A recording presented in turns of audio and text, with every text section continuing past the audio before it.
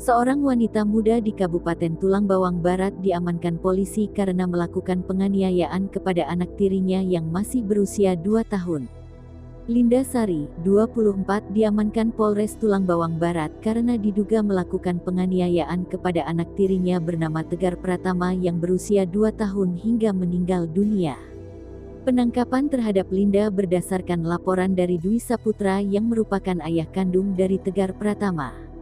Kapolres Tubaba AKBP Sunhot P. Silalahi mengatakan, penangkapan terhadap pelaku berdasarkan laporan polisi bernomor LPB 408/2021 SPKTRESTU BABA Polda Lampung, tanggal 17 November tahun 2021 silam.